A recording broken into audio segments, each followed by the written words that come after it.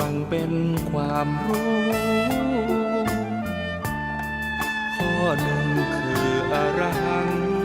บุคคลที่ควรเชิดชูเพราะท่านเป็นผู้กิเลสไม่มีสัมมาสัมพุทโธ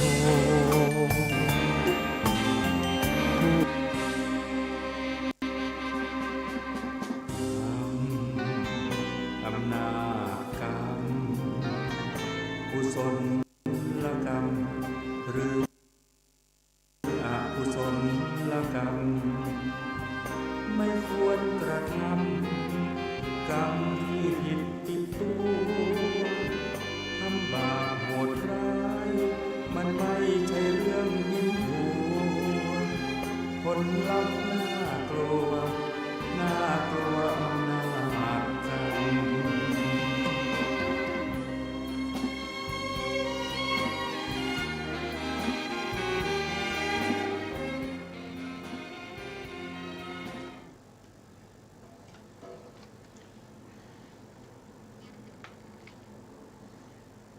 พุทธังสรณังคัจฉามิธัมมังสรณังคัจฉามิสังฆังสรณังคัจฉามิกราบนมัสการพระมหาเถระ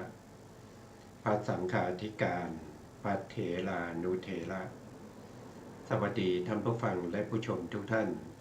ที่ติดตามในรายการพระไตรปิฎกลอยฟ้าครั้งนี้เป็นครั้งที่ 40 ในเรื่องของสติปัฏฐาน ซึ่งนำข้อมูลมาจากมัชฌิมนิกาย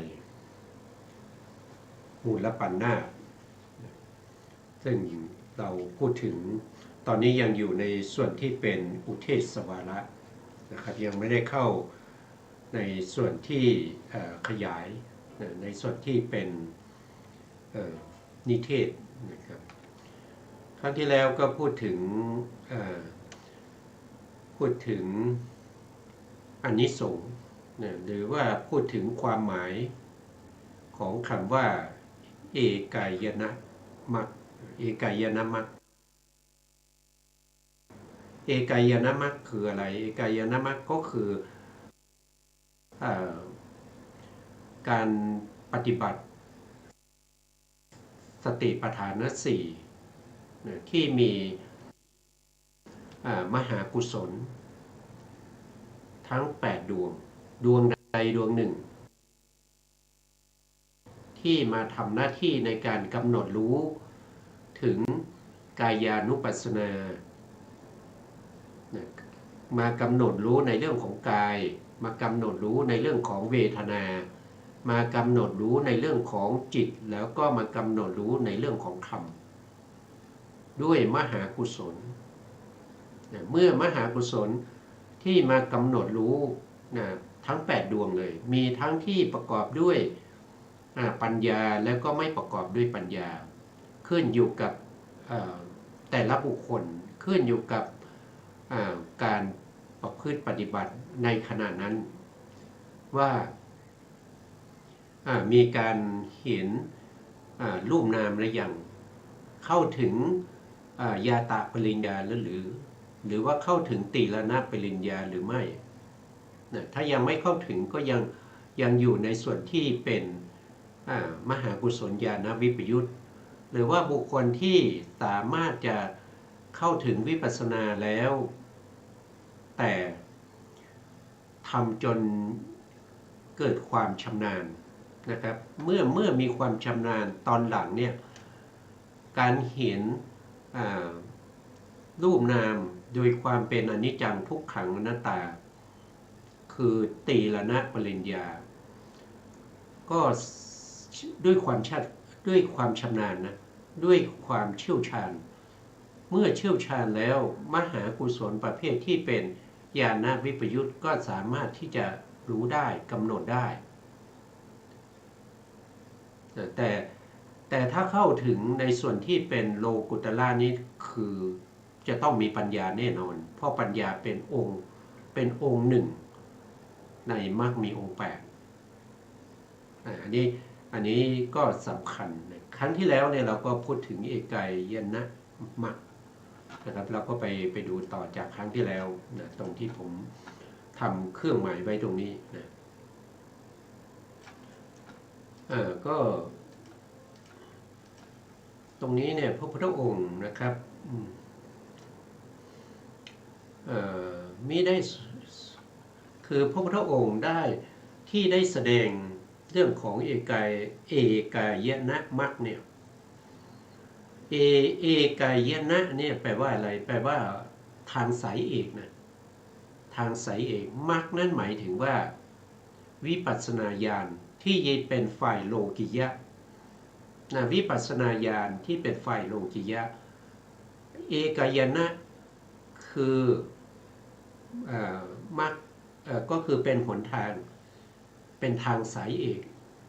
นะส่วนครั้งที่แล้วได้พูดว่าเราจะไปดูอีกทีหนึ่งแต่ก็ไม่ทันได้ไปดูแต่วันนี้น่าจะกลับไปทวนได้นะครับมี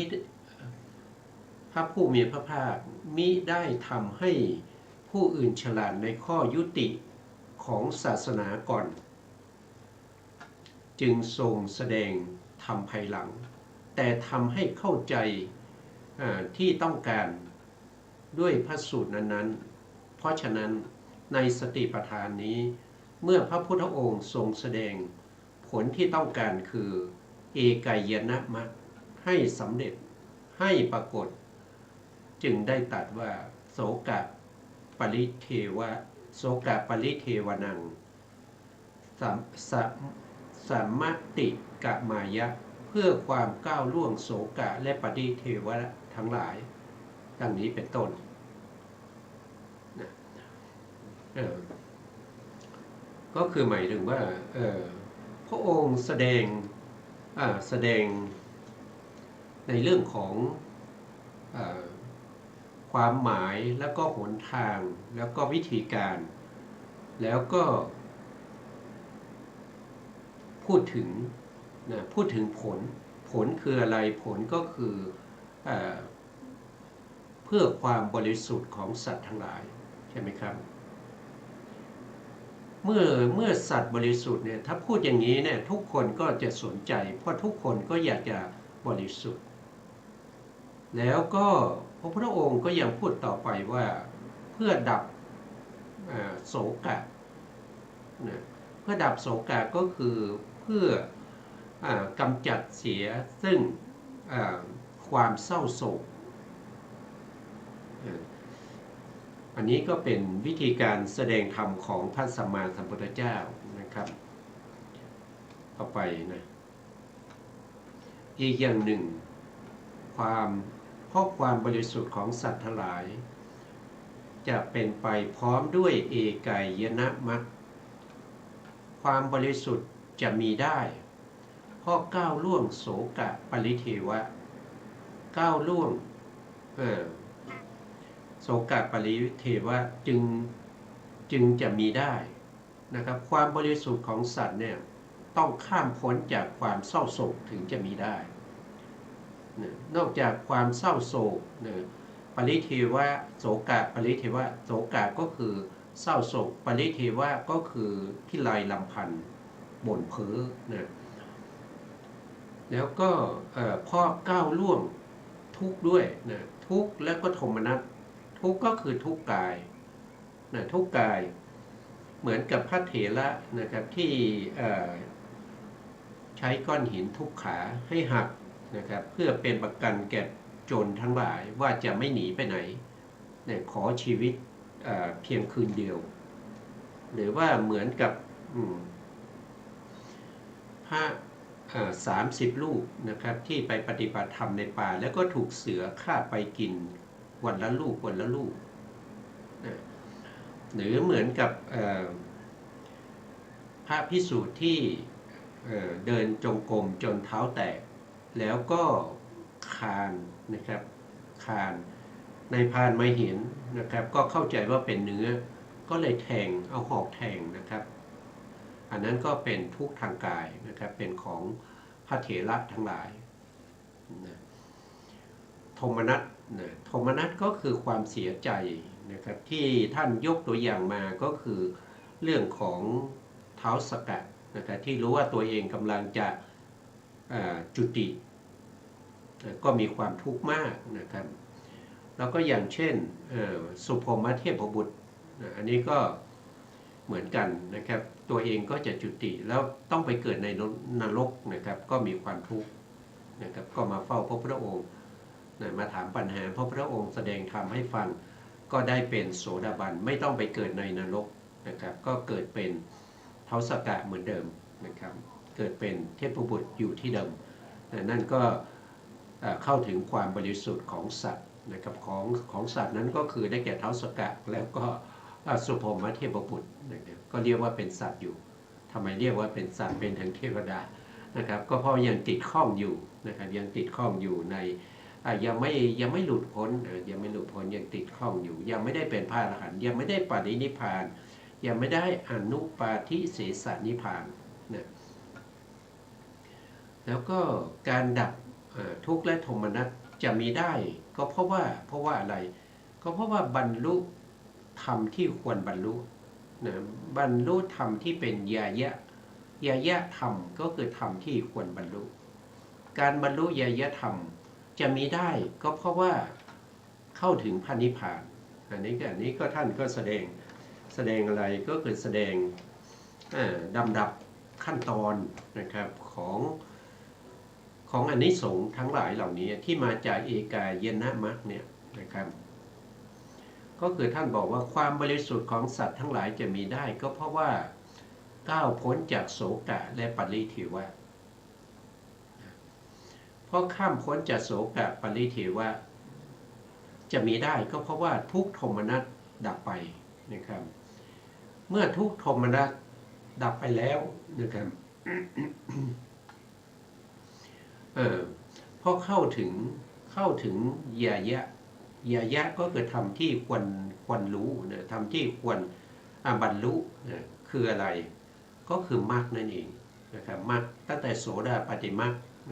โสดาปัตติมรรคนะครับสกทาคามีมรรคอนาคามีมรรคแล้วก็อรหันตมรรคชื่อว่ายายะธรรมชื่อว่ายายะธรรมการที่จะบรรลุยายะธรรมได้ก็เพราะว่ารู้แจ้งในพระนิพพานเพราะว่ายายะธรรมนี้จะต้องมีนิพพานเป็นอารมณ์เนี่ยเพราะนิพพานนี้เป็นอารมณ์ภายนอกนะครับไม่มีในตัวเรานะครับแต่มรรคผลเป็นสภาวธรรมที่เป็นภายในมีในตัวเรานะอยู่ในตัวเรานะครับแต่จะเกิดขึ้นได้ต้องมีนิพพานซึ่งเป็นสภาวธรรมภายนอกเป็นอารมณ์นะครับถึงจะทำให้สัตว์ทั้งหลายเนี่ยบริสุทธิ์ก็จะมีลำดับการแสดงอย่างนี้นะพระพุทธองค์ก็แสดงมาอย่างนี้นะตรงนี้ผมได้เพิ่มเติมนะครับเพราะว่าตรงนี้นะที่ตรงนี้นะครับมัชฌิมนิกายมูลปัญนาสติปัฏฐานสูตรหน้าที่541อันนี้หมายความว่ายังไงก็คือหมายความว่าพระไตรปิฎกอรรถกถาชุด91เล่มที่พิมพ์ใหม่นะครับปกจะเป็นสีแดงนะครับก็จะเป็นแบบนี้นะครับก็จะเป็นแบบนี้นะแต่เนื้อหาอาจจะหน้าหรือว่าบางตอนบางช่วงอาจจะแปลไม่เหมือนกันทั้งหมดนะครับ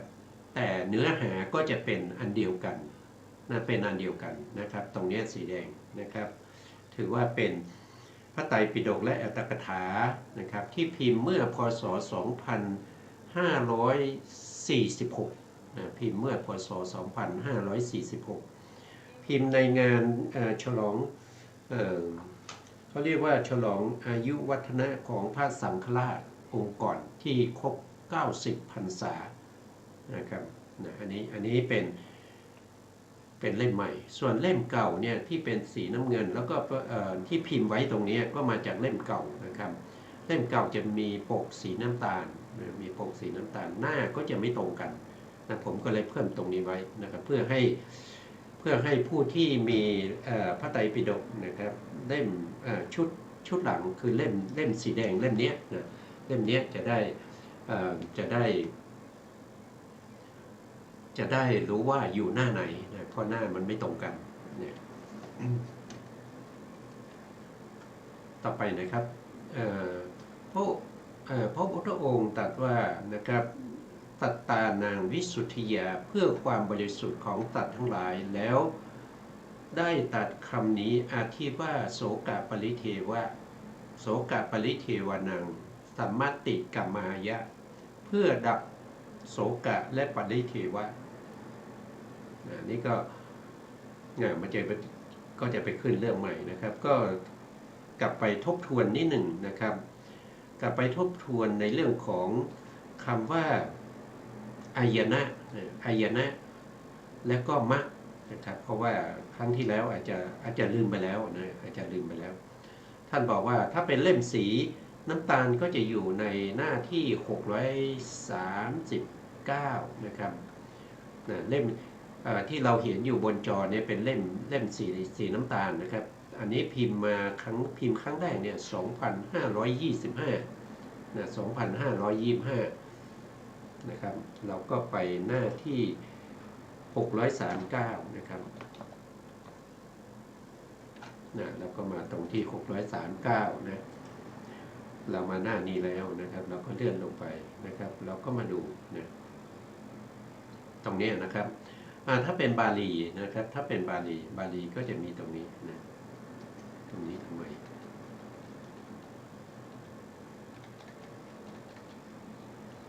ตรงนี้บาลีผมนำจริงๆแล้วในคำในพระไตรปิฎกแปลนี่ท่านจะไม่มีบาลีไว้นะบางท่านอาจจะว่ามาจากไหนผมก็วงเล็บไว้นะผมวงเล็บไว้ตรงนี้นะครับวงเล็บไว้ตรงนี้นะครับไม่ใช่อยู่ในพระไตรปิฎกอัตถกถาเล่มที่เรามีอยู่นะครับแต่ผมนำมาจากฉบับบาลีนะครับมาแทรกไว้ตรงนี้นะท่านในฉบับบาลีนะครับสติปัฏฐานสุตตังข้อธรรมข้อที่131เอวันเมสุตตังเอกังสมายังภัคววากูลูสุวิหารติกัมมะสัทธัมมะนามะกูลูนังนิคาโมตัตตละโขภัคววาภิกขุงอามันเตสิภิกขโวติพัทธันเตติเตภิกขุงภัควโตปัจจโสสุงอันนี้ก็คืออารัมภบทนะต่อมาก็เป็นข้อธรรมข้อที่132ภัควาเอตัทโวจะเอกายโนนะครับคำนี้นะที่เรากำลังจะพูดถึงก็คือคำนี้เอกายโนหรือเอกายนะนะก็คือทางสายเอกนะครับอายังภิกขเวมัคโควิสุทธิมัคโคสัตตานังวิสุทธิยาพระพุทธองค์ตรัสว่านะครับทางนี้เป็นทางสายเอกที่จะทำให้สัตว์ทั้งหลายเนี่ยบริสุทธิ์แล้วต่อด้วยโสกะปริเทวนังสัมมติกัมมายะทุกขโทมนัสสานังอัตตถังขมายะยายะสะคะทิอาทิขมายะนิพพานะสัจฉิกิริยายะยะทิถังจตาโลสติปฐานากัตตาเมจตาโลอาทิภิกขเวภิกขุในทีนี้อันนี้ก็อยู่ในพระไตรปิฎกฉบับอัตถกถาแปดนะครับท่านก็แสดงว่าความหมายของเอกายนะก็แปลว่าก็คืออันเดียวกับเอกายโนนะครับก็คือมาจากบาลีเอกายโนตรงนี้อันเดียวกันนะครับบรรดาบทเหล่านั้นบทว่าเอกายโนแปลว่าทางเอกนะแปลว่าทางเอกในสติปัฏฐานกำหนดพิจารณาเวทนาพิจารณาโทษทีกายนะพิจารณากายพิจารณาเวทนาจิตธรรมโดยมีมหากุศลจิต8ที่เป็นไปในวิปัสสนาเบื้องต้นวิปัสสนาเบื้องต้น 11นะวิปัสสนาเบื้องต้น11ก็คือเริ่มตั้งแต่นามรูปปริฉีทญาณนะครับคืออะไรตรงนี้ท่านบอกว่าสังขารปาริฉีทญาณอันนี้อันเดียวกันกับนามรูปปริฉีทญาณนะครับชื่อต่างกันแต่ก็อันเดียวกันนะครับต่างกันเฉพาะพยัญชนะต่างกันเฉพาะตัวอักษรเท่านั้นนะถึงสังขารูปเปกขาญาณนะมีความหมายอยู่6อย่างนะมีความหมายอยู่6อย่างนะคำว่าเอกายโนหรือว่าเอกายนะเนี่ยมีความหมายอยู่6อย่างนะครับก็เริ่มตั้งแต่หน้าที่640นะความหมายท่านจะมีตั้งแต่640นะตรงนี้ท่านพูดถึงบาลีว่าทางคำว่าเอกายนะเนี่ยมีหลายเนี่ยมีหลายในบาลีมีอยู่หลายคำนะครับเช่นมัคคานะครับปันทะปันทะปันทะปัฏฐะนะปัชชะอัญชัสสะวัตตุมะอายนะนาวาพวกนี้แปลว่าทางเหมือนกันนะครับเราก็ไปหน้าที่นะครับหน้าที่640นะครับ640เพราะว่าเราผ่านมาแล้วพวกนี้เนี่ยเราอยู่ตรงนี้นะครับอยู่ตรงนี้นะครับตรงนี้ท่านก็บอกว่าตรงนี้นะครับเอกายโนอายังพิกเวมัคโคดูก่อนภิกษุทั้งหลายทางนี้เป็นทางเอกนี้ควรเข้าใจความหมายว่าดูก่อนภิกษุทั้งหลายทางนี้เป็นทางสายเดียวนะครับไม่ใช่ทางสองสายอันนี้คือข้อที่1ของความหมายคำว่าอายนะหรือเอกายโนหนึ่งก็คือเป็นทางสายเดียวนะไม่ใช่สองสายนะครับไม่ใช่สองสายไม่ใช่ทางคู่ขนานนะไปได้ทางเดียวนั่นคือไปด้วยสติปัฏฐานนะไปด้วยสติปัฏฐานนะไม่ใช่ไปด้วยอย่างอื่นนะครับไปด้วยสติปัฏฐานนะครับทางนี้ทางเดียวนะแต่ว่าท่านจะใช้รถเก๋งใช้ปิกอัพหรือว่าจะใช้รถมอเตอร์ไซค์อะไรพวกนี้นั่นก็คือได้แก่กายานุปัสสนาสติปัฏฐานก็อุปมาเหมือนกับว่าท่านใช้รถเก๋งนะครับแล้วก็เวทนานุปัสสนาสติปัฏฐานท่านก็ใช้รถปิกอัพอย่างเงี้ยจิตานุปัสสนาสติปัฏฐานก็ใช้มอเตอร์ไซค์ธรรมานุปัสสนาสติปัฏฐานท่านก็อาจจะใช้รถประเภทรถแวนอะไรพวกนี้นะครับที่สามารถพาท่านไปในทางนี้ได้แต่ทางมีอยู่ทางเดียวนะครับนั่นคือสติปัฏฐานแต่อาจจะใช้ยานจะเดินไปก็ตามนะจะเดินไปจะวิ่งไปจะคลานไปก็ต้องไปในทางที่เป็นสติปัฏฐานเพราะว่ามันมีทางเดียวมีทางนี้ทางเดียวนะครับทางนี้จะนำไปสู่วิปัสสนาญาณทางนี้ตัวที่จะเดินไปตัวที่เราจะต้องทำให้เจริญทำให้งอกงามขึ้นนั่นก็คือได้แก่สติปัฏฐานสติปัฏฐานมีสติที่ไปตั้งอยู่ในอารมณ์แล้วก็มีอาตาปีสัมปชานโนสติมาวินยะโลเกพวกนี้เป็นตัวที่เราต้องภาวนาเราต้องทำให้มีขึ้นเราต้องทำให้เจริญขึ้นแต่มีทางเดียวสติปัฏฐานนะไม่ใช่สองทางนะไม่ใช่สองทางไม่ใช่ทางคู่ขนานมีอยู่ทางเดียวอันนี้คือความหมายที่1หวังว่ายังไม่ลืมนะครั้งที่แล้วเราพูดไปแล้วนะครับอีกอย่างหนึ่งคำว่าอายนะก็เพราะว่าเพราะต้องไปคนเดียวทางนี้ต้องไปคนเดียวนะครับจะไปเป็นคู่ไม่ได้นะครับเป็นแฟนกันก็พากันไปในถนนที่เป็นสติปัฏฐานไม่ได้นะครับต้องเวลาไปเนี่ยจะต้องถึงแม้ว่าชวนกันไปปฏิบัติใช่ไหมแต่เวลาปฏิบัติเนี่ยต้องปฏิบัติของใครของมันนะไม่ได้ปฏิบัติแทนกันอย่างเงี้ยวันนี้ผมมาแทนคุณนั้นนะคุณนี้นะครับปฏิบัติแทนเขานะอย่างนี้ไม่ได้ นะครับปฏิบัติก็เป็นของใครของมันนะครับอันนี้คือความหมายที่สองนะของคำว่าอายนะนะครับหนึ่งคือทางสายเดียวไม่ใช่สองสายสองก็คือต้องไปคนเดียวนะครับไปจะไปเป็นคู่ไม่ได้ทางนี้นะสามก็คือทางนี้เป็นทางที่ไปจากก็คือหมายถึงว่า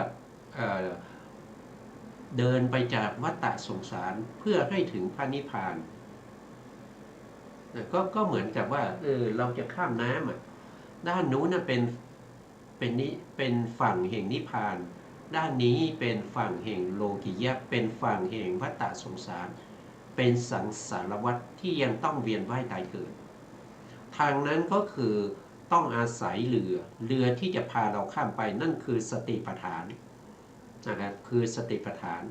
จะเป็นแพจะเป็นเรือจะเป็นเรือกลไฟเรือสำเภาอะไรก็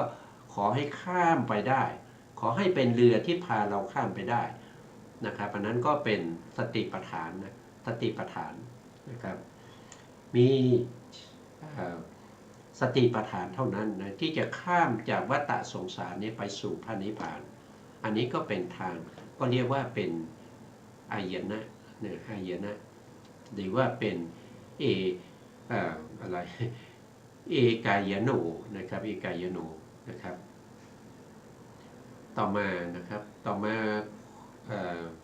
ท่านก็บอกว่าการดำเนินไปของบุคคลเอกนะทางนี้เป็นทางของบุคคลเอกนะครับบุคคลเอกนะเพราะฉะนั้นจึงชื่อว่าเอกายนะเอกายนะนะครับเป็นทางของผู้ประเสริฐเป็นผู้ประเสริฐสุดของสรรพสัตว์ทั้งหลายนั่นก็คือพระสัมมาสัมพุทธเจ้า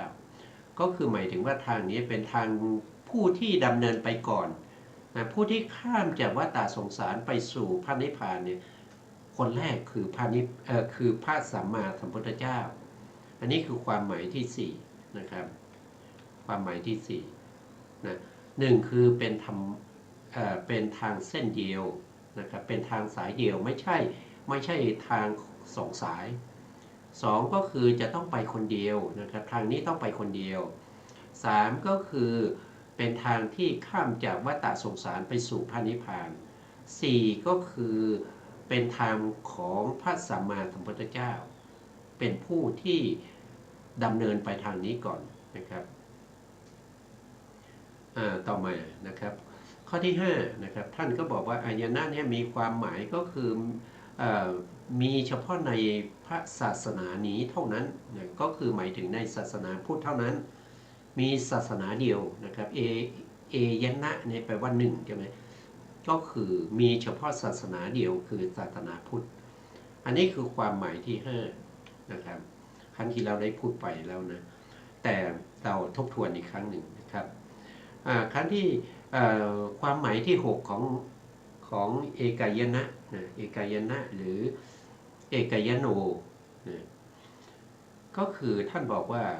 ทางนี้มีจุดหมายเดียวนะครับมีจุดหมายเดียวไม่มีจุดหมายอื่นนะครับมีจุดหมายเดียวจุดหมายนั่นก็คือพระนิพพานนะครับอันนี้คือความหมายของเอกายนะนะครับแล้วก็ยังมีอีกอันหนึ่งนั่นก็คือ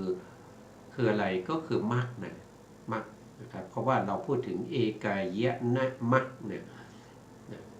อยู่หน้าไหนเนี่ยนะก็จะก็น่าจะต่อไปนะครับต่อไปตรงนี้นะต่อไปเรื่อยๆนะอันนี้อีกยาวนะครับอีกยาวเพราะว่าตรงนี้ท่านอธิบายถึงเรื่องของเอกายนะนะครับท่านยังไม่ได้พูดถึงเอกายนะเนี่ยเป็นฝ่ายโลกิยะนะครับไม่ใช่ฝ่ายโลกุตระนะเป็นฝ่ายโลกิยะนะก็จะเดี๋ยวผมหานิดหนึ่งนะครับว่าอยู่ในหน้าที่เท่าไหร่นะส่วนคำว่ามรรคเนี่ยคำว่ามรรคเนี่ยมีความหมายอยู่ถึง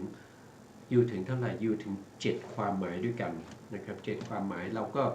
ที่ก่อนเข้ารายการเนี่ยเราก็ พูดไปบ้างแล้วอยู่ก็จำได้ว่าอยู่ในหน้าที่652นะ652จริงอยู่ในหน้าที่ตรงนี้ท่านบอกว่าอยู่ในคือรายละเอียดนี้จะอยู่ในหน้าที่645นะครับ645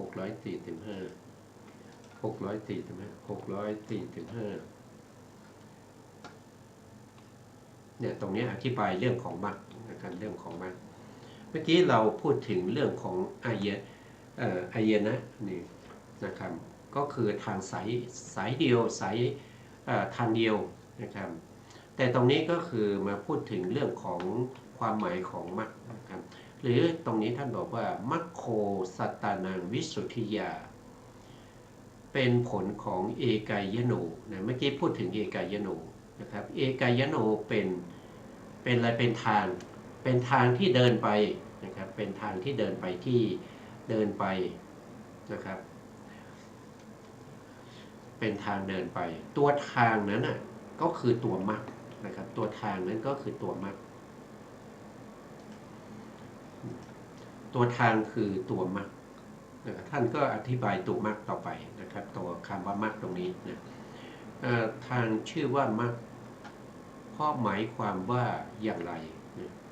เพราะหมายความว่าเป็นเหตุให้ถึงพระนิพพานเป็นเหตุให้ถึงพระนิพพานท่านก็ได้อธิบายตรงนี้นะครับว่าตั้งแต่สมัยพระพุทธเจ้าในอดีตมาจนถึงปัจจุบันเนี้ยทุกพระองค์ท่านก็เดินทางนี้เหมือนกันหมดนะไม่มีทางอื่นมีทางนี้ทางเดียวนะครับที่เป็นเอกยานมรรคเดินทางนี้ทางเดียวมีความหมายอยู่ทั้งหมด7อย่างด้วยกันนะครับบางทีก็เรียกว่าเป็นอานิสงส์นะครับคำว่ามรรคเนี่ยนะครับทางนี้นะครับดำเนินไปทางนี้เพื่ออะไรนะเพื่อความบริสุทธิ์ของสัตว์ทั้งหลายอันนี้เป็นข้อที่1นะครับ2ก็เพื่ออะไรเพื่อความเพื่อละนะเพื่อละความโศกนะครับก็คือโศกะปริโศกะนะครับเพื่อละความโศกก็คือโศกะนะละความโศกเศร้านะครับก็คือข้อที่2ปริเทวานังนี้ก็คือข้อที่3นะครับข้อที่3ก็คือละอะไรละการข้ามควรทั้งหลายใครละที่ข้ามควรนะครับอันนี้เราก็เคยศึกษามาในผู้ที่ละการข้ามควรได้ก็คือนางปตาจาราเถรีผู้ที่ละความเศร้าโศกอันนี้ย้อนกลับมานิดหนึ่งผู้ที่ละความเศร้าโศกนั่นก็คือได้แก่สันตติมหามาตนะครับที่ได้พระราชทานให้เป็นพระราชา7 วันนะครับพระเจ้าประสิทธิโกศลนะครับให้สันตติมหามาตเนี่ยเป็นพระราชาอยู่7 วันนะครับแล้วก็คนที่ตัวเองชอบนะครับถึงแก่ความตายก็เลยเศร้าโศกนะครับก็เลยเศร้าโศกเขาละได้เมื่อฟังธรรมจากพระพุทธองค์ก็ละได้ปตาจาราก็ละความข้ามควรได้เพราะพระพุทธองค์ทรงเตือนสติแล้วก็แสดงธรรมให้ฟังก็ได้เป็นโสดาบันนะครับอย่างตรงนี้ก็มีบอกไปนะสันตติมหามาตอันนี้ก็เราศึกษาไปแล้วนะอันนี้ปตาจารานะครับก็อยู่นี้เราก็ศึกษาไปแล้วนะอันนี้เป็นอะไรนี่คือเป็นที่มานะครับเป็นที่มาท่าน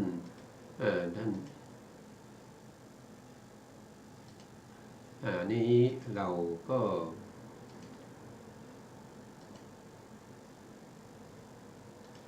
ผมจะทำให้มันเป็นสีน้ำเงินมันจะเห็นชัดนะครับเนี่ย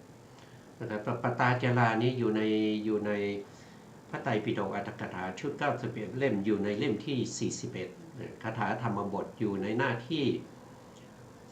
489นะครับถ้าเป็นเรื่องของสันตติมหามาตก็อยู่ในเล่มที่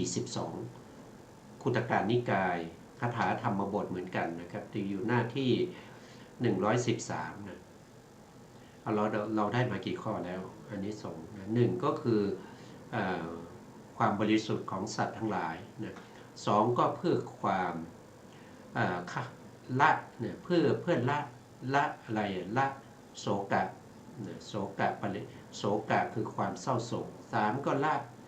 การข้ามควรนะครับต่อไปข้อที่4นะครับอยู่ตรงไหนนะข้อที่4ท่านก็บอกว่าอยู่ท่านก็บอกว่านะเพื่อดับทุกข์นะครับดับทุกข์ทางกาย1นะครับทุกข์ทางกาย1ทุกข์ทางกายนี่ก็คือได้แก่พระเถระทั้งหลายนะครับที่เราศึกษามานะครับติสสะเถระเนี่ยท่านก็เอาก้อนหินทุบขานะครับเพื่อเป็นประกันแก่พวกโจรนะครับพวกโจรอันนี้ก็มีทุกข์ทางกายมนุษย์เรามีทุกข์ทางกายนะครับแล้วก็ละโทมนัสนะดับโทมนัสก็คือทุกข์ทางใจอันนี้ก็คือได้แก่ท้าวสักกะแล้วก็สุพรหมเทพบุตรอันนี้ก็เป็น5แล้วนะครับ5ข้อแล้วนะข้อที่6คืออะไรเนี่ยอันนี้ถ้าพูดถึงเรื่องของพระเถระนะวันนี้เราก็ทบทวนข้อที่6นะครับข้อที่6อันนี้ก็ยังพูดถึงท้าวสักกะอยู่นะครับเราไปข้อที่6นี้จะอยู่หน้าประมาณ500จะอยู่ตรงนี้นะข้อที่6ก็จะอยู่ตรงนี้นะ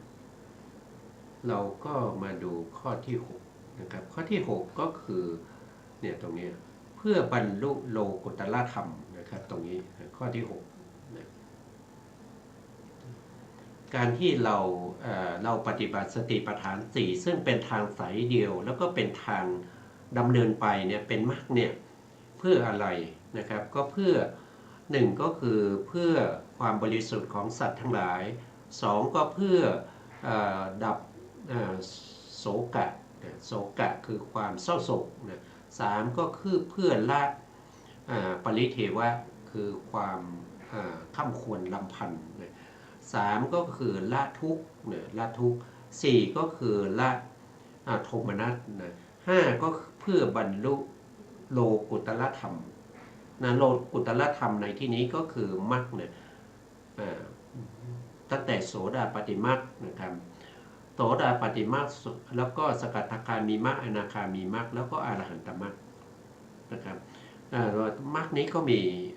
ว่าโดยย่อๆก็มี4แต่ถ้าว่าโดยพิสดารนี้ก็จะมีมากมายออกไปอีก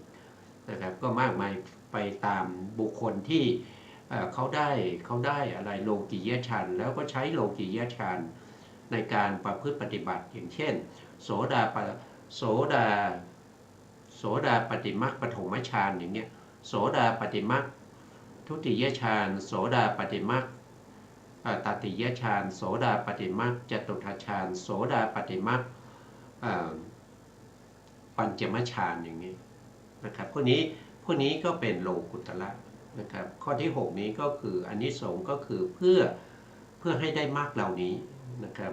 เพื่อให้ได้มรรคเหล่านี้นะส่วนข้อที่7นะครับส่วนข้อที่7ตรงนี้ไม่ค่อยเห็นผมขอเข้มๆหน่อยนะครับข้อที่7ก็คือนิพพานัสสะสัจฉิกิริยานะเพื่อกระทำให้พระนิพพานเพื่อกระทำให้แจ้งซึ่งพระนิพพานนะเพราะฉะนั้นก็จะมีความหมายนะครับของคำว่ามรรคนะครับหรืออานิสงส์ของเอกายนมรรคนะครับก็จะมีอยู่7นะครับมีอยู่7ถ้าเฉพาะเอกายนะนะครับก็คือทางสายเอกนั่นมีอยู่6นะครับมีอยู่6นะมีอยู่6อันนี้เราก็เข้าใจนะครับเข้าใจว่ามันเป็นอย่างนี้นะมันเป็นอย่างนี้เราปฏิบัติแล้วเรารู้หรือเปล่าว่าเราต้องการอะไรอันนี้ก็ชี้แน่ให้เห็นว่าการที่เราปฏิบัติสติปัฏฐานทั้ง4นะจุดมุ่งหมายของเราก็คืออานิสงส์นะครับอานิสงส์ตรงนี้นะ อันนี้สงส์ตรงนี้อันนี้สงส์ตรงนี้ทั้ง7ข้อนะครับ1ก็คือเพื่อความบริสุทธิ์ของสัตว์ทั้งหลาย2ก็คือเพื่อความก้าวล่วงโศกะนะข้อที่3ก็คือก้าวล่วงปริเทวะข้อที่4ก็คือดับทุกข์นะข้อที่5ก็คือดับโทมนัสข้อที่6ก็คือเพื่อบรรลุโลกุตระมรรคข้อที่7ก็คือเพื่อทำพระนิพพานให้แจ้งนะนี่ก็นี้เราก็ผ่านไปแล้วเนี่ยตรงนี้นะครับเนี่ยเราถึงตรงนี้เมื่อกี้นะครับถึงตรงนี้นะเราก็มาต่อนะครับมาต่อเมื่อกี้เนี่ยเราทวนนะแล้วก็มาต่อมาต่อที่เราทิ้งไว้ก่อนหน้านั้นนะครับอีกในหนึ่งท่านก็บอกว่าสัตตานังวิสุทธิญาณเป็นต้นนะเป็นคำกล่าวสรรเสริญเอกายนะมรรคก็คือสติปัฏฐานเอกายนะมรรคก็คือสติปัฏฐานนั่นเองสติปัฏฐานนะครับเป็นทางสายเดียวนะครับทางนี้เป็นทางสายเดียวนะเหมือนอย่างว่าพระผู้มีพระภาคเจ้าตรัสสรรเสริญนะครับเทศนา6หมวดนะ6หมวดหมวด6เทศนาหมวด6แล้วก็หมวดละ6นะครับอันนี้คืออันนี้คือมาจากพระสูตรนะมาจากพระสูตรที่ชื่อว่าชัชกะสูตรนะครับมาจากพระสูตรที่ชื่อว่าชัชกะสูตรเนี่ยนะครับอันนี้มาจากพระสูตรนะมาจากพระสูตรที่ชื่อว่าชัชกะสูตรอยู่ในเล่มที่23นะอยู่ในเล่มที่23มัชฌิมนิกายอุปริปันธานะชัชกะสูตรอยู่ในหน้าที่486นะครับในชัชกะสูตรเนี่ยพระพุทธองค์ทรงตรงนี้ท่านบอกว่าด้วยบท7บท8บทนะไม่ใช่ได้ตรัสสรรเสริญนะครับตรงนี้เนี่ยพระผู้มีพระภาคเจ้าได้ตรัสสรรเสริญเทศนา6หมวดละ6นะครับนั่นคือชัชกะสูตรด้วย8บท8บทนั้นมีอะไรบ้างเราก็จะไปดูในชัชกะสูตรนะครับนะภิกษุทั้งหลายเราตถาคตจะแสดงธรรมอันงานเบื้องต้นนะครับเบื้องต้นนะครับก็คือธรรมที่ดีเป็นธรรมที่ดีนะครับเบื้องต้นคืออะไรเบื้องต้นก็คืออธิศีลนะครับเราสมมติถ้าเราเปรียบเทียบนะเราอุปไมยนะครับเบื้องต้นนั้นก็คืออธิศีลนะครับท่ามกลางเนี่ยท่ามกลางนี้ก็คือได้แก่อธิจิตหรือสมาธิที่เป็นบาทของอะไรบาทของมรรคผลนะครับแล้วก็งามในที่สุดนะครับหรือดีในที่สุดหรือไพเราะในที่สุดนั่นคือได้แก่มรรคผลนิพพานนะครับจะประกาศพรหมจรรย์ในศาสนานี้ให้บริสุทธิ์บริบูรณ์สิ้นเชิงพร้อมทั้งอรรถะพร้อมทั้งพยัญชนะนี่ก็มีอยู่ทั้งหมด8บทด้วยกันนะครับที่พระพุทธองค์สรรเสริญชัชกะสูตรนะบทที่1นะครับที่ชัชกะสูตรนี้เป็นธรรมที่ดีในเบื้องต้นไพเราะในเบื้องต้นแล้วก็บทที่2ก็คือชัชกะสูตรนี้เป็นธรรมที่ดีในท่ามกลางนะครับหรือไพเราะในท่ามกลางแล้วชัชกะสูตรก็เป็นธรรมที่ดีในที่สุดนะครับหรือว่าไพเราะในที่สุดนะครับจะประกาศพรหมจรรย์ในศาสนานะครับถ้าศาสนาที่มีพระธรรมที่พระศาสดาทรงแสดงงามทั้งเบื้องต้นงามทั้งท่ามกลางแล้วก็งามทั้งที่สุดเนี่ยศาสนานั้นจะบริสุทธิ์เพราะว่ามีอธิศีลอธิจิตแล้วก็อธิปัญญาศาสนานั้นก็จะบริสุทธิ์ไปด้วยอะไรไปบริสุทธิ์ไปด้วย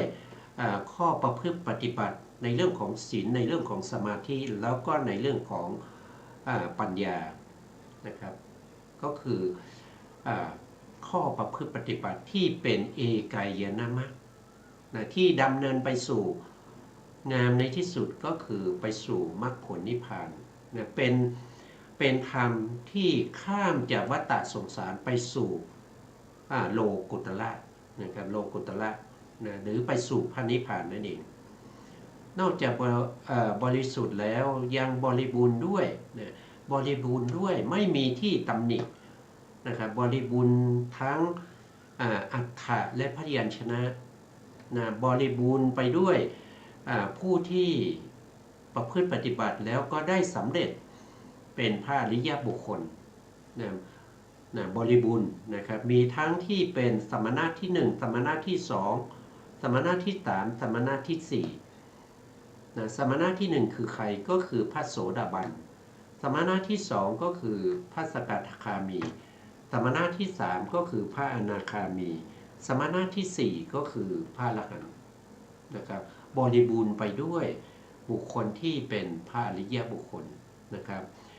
นอกจากบริบูรณ์เนี้ยยังบริสุทธิ์แบบสิ้นเชิงไม่มีที่ตำหนิไม่มีที่ใครจะมาคัดค้านไม่ได้ใครจะมาบอกว่าคุณว่าบริสุทธิ์บริบูรณ์สิ้นเชิงตรงนี้ยังมีข้อตำหนิอยู่นะตรงนี้น่าจะเป็นอย่างนั้นนะครับน่าจะเป็นอย่างนู้นนะเนี่ยมันไม่ได้เลยนะครับไม่มีใครที่จะมาตำหนิมาปฏิวัติในคำสอนของพระพุทธองค์ในเรื่องของสติปัฏฐาน4สัมมาปัฏฐาน4อิทธิบาท4อินทรีย์5พละ5โพชฌงค์7อาริยมรรคมีองค์8ได้นะครับ2,600 กว่าปีแล้วนะครับยังไม่มีใครที่สามารถจะมาคัดค้านว่าตรงนั้นยังบริสุทธิ์ไม่สิ้นเชิงตรงนั้นยังไม่บริบูรณ์ไม่ได้ไม่มีใครสามารถที่จะมาพูดอย่างนั้นได้นะครับคำพูดเหล่านี้ก็ต้องดูนะครับบางคนอาจจะเป็นมิจฉาทิฏฐินะมิจฉาทิฏฐิเราไม่ว่ากันเป็นอะไรคนไม่รู้คล้ายๆคนเราจะไปถือคนบ้าไม่ได้นะครับคนที่เป็นบ้าเราอย่าไปถือเขานะครับเอาคนที่เป็นบัณฑิตก็แล้วกันเป็นกัลยาณมิตรที่เป็นบัณฑิตมีความรู้ความเข้าใจเป็นบัณฑิตเราคนเหล่านี้เป็นประมาณนะครับแล้วก็มีทั้งอัฏฐะคืออะไรอัฏฐะคือเนื้อหานะคือเนื้อหานะครับเนื้อหาในสติปัฏฐาน4เนี่ยนะครับท่านก็อธิบายเป็นเนื้อหาว่า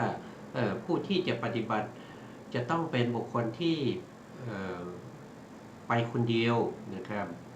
แล้วก็ต้องปฏิบัติคนเดียวนะครับต้องไปเดินจงกรมคนเดียวนั่งสมาธิคนเดียวนะครับแล้วก็กำหนดรู้ถึงรูปนามตามสภาวะที่เป็นลักขณะที่เจตุกะตามระลึกถึงเหตุและปัจจัยนะครับจนให้สามารถเกิดความเห็นแจ้งในพระไตรลักษณ์นะครับอันนี้ก็เป็นอัฏฐะก็คือเนื้อเรื่องราวนะครับก็เนื้อหาเหล่านั้นนะครับก็บริสุทธิ์บริบูรณ์สิ้นเชิงนะไม่มีที่ตินะแล้วก็พยัญชนะนะครับพยัญชนะก็คือตัวอักขระตัวบาลีนะครับตัวบาลีที่พระพุทธองค์ได้ตรัสไว้นะครับตั้งแต่ 2,600 กว่าปีมาแล้วนะครับก็ยังไม่มีใครที่จะไปแก้บาลีที่พระพุทธองค์ตรัสไว้ได้นะครับส่วนพระไตรปิฎกคำแปลเนี่ยอย่างเช่นเราแปลเป็นภาษาไทยที่เราใช้อยู่ปัจจุบันเนี่ยที่เราเห็นอยู่นะครับบนมือถือหรือว่าบนคอมพิวเตอร์ของเราตรงนี้ที่เราเห็นอยู่เนี่ยอันนี้เขาเรียกว่าเขาไม่เรียกว่าพุทธพจน์นะเพราะว่ามันเป็นคำแปลมันไม่ได้เป็นบาลีพุทธพจน์ต้องเป็นบาลีนะครับคำแปลเนี่ยบาลีคำหนึ่งอาจจะแปลความหมายได้หลายความหมายก็ได้นะครับแต่ละคนก็อาจจะแปลให้เข้ากับ อัธยาศัยที่ได้สะสมในสุตตะคือการได้ยินได้ฟังของตัวเองนะครับฟังอย่างนี้ฟังข้อความนี้แล้วก็เข้าใจได้ง่ายอย่างเงี้ยเนื้อหาแบบนี้อรรถะแบบนี้เรื่องราวแบบนี้ก็จะเข้าใจง่ายอันนี้คือคำแปลนะคำแปลไม่ใช่พุทธพจน์นะคำแปลไม่ใช่พุทธพจน์พุทธพจน์หมายถึงพระบาลี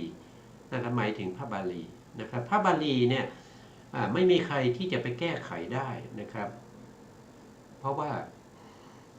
พระอริยสงฆ์ทั้งหลายนะครับที่ท่านทำสังคายนามาแต่แรกเนี่ยไม่มีใครที่จะแก้ไขแม้กระทั่งคืนที่พระพุทธองค์กำลังจะปรินิพพานเนี่ยพระพุทธองค์ก็อนุญาตนะครับว่าธรรมะใดที่เป็นเล็กๆน้อยๆนะที่จะแก้ไขก็ขอให้บอกมานะครับในที่ประชุมสงฆ์ก่อนที่พระพุทธองค์จะปรินิพพานพระภิกษุสงฆ์ที่เป็นพระอริยบุคคลอยู่ตรงนั้นถึง500นะอยู่ถึง500รูปที่เฝ้าพระพุทธองค์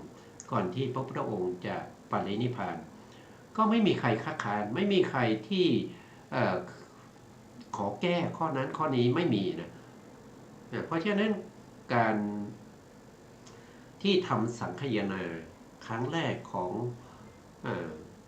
พระมหากัสสปะโดยมีพระอานนท์กับพระอุบาลีเนี่ยเป็นผู้ที่ตอบปัญหาเนี่ยมาตั้งแต่ตอนนั้นเนี่ยนะครับมาตั้งแต่ตอนนั้นจนถึงปัจจุบันนี้ 2,500 กว่าปี2,500 กว่าปีแล้วนะครับก็ไม่มีใครที่จะไปขอแก้นะครับขอแก้พระบาลีหรือแก้พุทธพจน์ของพระพุทธองค์แต่ฉบับแปลเนี่ยมีสำนวนหลายสำนวนนะครับบางทีสูตรเดียวกันเนี่ยก็ผู้แปลคนละคนเนี่ยก็แปลไม่เหมือนกันแต่เนื้อหาอย่างเดียวกันนะอรรถะอย่างเดียวกันนะครับอรรถะอย่างเดียวกันนะแล้วก็ตรงนี้นะครับมาต่อตรงนี้พร้อมด้วยพยัญชนะคือพรหมจรรย์6 หมวดหมวดหมวด6เหล่านี้นะครับก็คือชัชชกัสสูตรนั่นเองนะครับวันนี้เวลาเราไม่พอนะพรุ่งนี้เราจะพูดถึงเรื่องของชัชชกัสสูตรนะครับว่าเป็นยังไงพระพุทธองค์ถึงสรรเสริญชัชชกัสสูตรเนี่ยไว้ถึง8 บทด้วยกันนะครับ8 บทด้วยกัน8 บทมีอะไรบ้างนะครับก็เราก็ทวนอีกนิดหนึ่งนะครับเราเรียนจบไปแล้ว1ก็คือสรรเสริญว่าชัชชกัสสูตรเนี่ยเป็นธรรมที่งามในเบื้องต้นเป็นธรรมที่ดีในเบื้องต้นนะชัชชกัสสูตรเนี่ยเป็นธรรมที่ดีในท่ามกลางงามในท่ามกลางชัชชกัสสูตรเนี่ยดีในที่สุดนะครับดีในที่สุดงามในที่สุดเป็นธรรมที่ประกาศพระศาสนาได้อย่างบริสุทธิ์นะบริบูรณ์สิ้นเชิงพร้อมทั้งอรรถะพร้อมทั้งพยัญชนะชัชชกัสสูตรนี้พระพุทธองค์สรรเสริญนะครับอยู่ถึง8 บทด้วยกันนะส่วนพระสูตรที่ในสติปัฏฐานสูตรนะครับที่พระพุทธองค์สรรเสริญเราก็พูดมาแล้วมีอยู่ 7 ข้อนั่นเองนะครับ1ก็คือเป็นธรรมที่เพื่อความบริสุทธิ์ของสัตว์ทั้งหลายอันนี้ข้อที่1นะครับ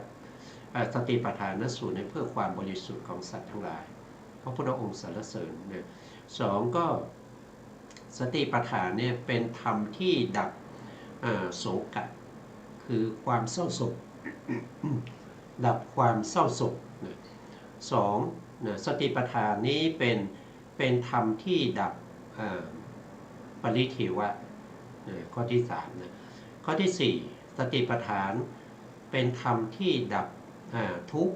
นะครับข้อที่5สติปัฏฐานเป็นธรรมที่ดับโทมนัสข้อที่6สติปัฏฐานเป็นธรรมที่ทำให้เข้าถึงโลกุตตรธรรมเข้าถึงโลกุตตรธรรม นะครับเจ็ดนะสติปัฏฐานเป็นธรรมที่ทำให้เข้าถึงพระนิพพานนะเพราะพระองค์ก็สรรเสริญสติปัฏฐานไว้7บทด้วยกันนะครับแล้วก็สรรเสริญชัจจกสูตรไว้8บทนะครับต่อไปท่านก็บอกว่าพระพุทธองค์ก็ได้สรรเสริญได้สรรเสริญอาริยวงศ์เทศนาอาริยวงศ์เทศนาไว้ด้วย9บทอันนี้สรรเสริญมากนะครับถึง9บทด้วยกันนะครับก็จะอยู่ในพระไตรปิฎกอัตถกถาเล่มที่35อังคุตรนิกายจตุการนิบาตอาริยวังสสูตรอยู่ในหน้าที่85นะผู้ที่สนใจก็ไปศึกษาได้นะครับนะเพราะเราจะศึกษาอยู่แต่วันนี้เวลาเราไม่พอนะครับเพราะว่าเวลาเราหมดแล้วนะครับว่าเวลาหมดก็คืนเวลาให้ทางสถานีนะครับสุดท้ายนี้ขอกราบขอบพระคุณพระครูสมุทรวิสุวัฒน์บรกิจโจผู้อำนวยการสถานีวิทยุเพื่อการศึกษาพระพุทธศาสนาและวัฒนธรรม FM 104.5 เมกะเฮิรตซ์วัดฝายหินจังหวัดเชียงใหม่และขอกราบขอบพระคุณพระครูปริยัติยานุศาสตร์ขอบคุณท่านผู้ฟังและผู้ชมทุกท่าน